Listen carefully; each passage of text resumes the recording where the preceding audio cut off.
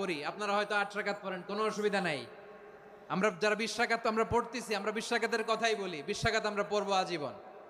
Saudi আরবে মক্কা মদিনায় 20 রাকাত পড়ে, কোনো অসুবিধা নাই। অন্যান্য মসজিদগুলোয় 8 রাকাত পড়ে, এই নিয়ে এদের মধ্যে মারামারি আছে? হ্যাঁ, এই জন্য রাকাত বিতর্ক এড়িয়ে চলবেন। প্রিয় ভাইয়েরা, আপনার আমল আল্লাহর কাছে কবুল হবে সংখ্যার বিচারে না উত্তমতার বিচারে? বলেন তো, সংখ্যার বিচারে না উত্তমতার বিচারে?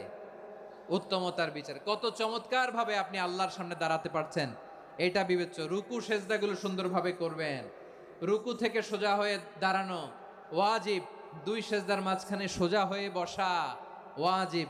এই তাদিলুল আরকান বাদ দিলে হানাফি মাযহাব মতে সৌ সেজদা দিতে হবে, অন্য মাযহাব মতে নামাজই হবে না, আপনি নামাজই হবে না।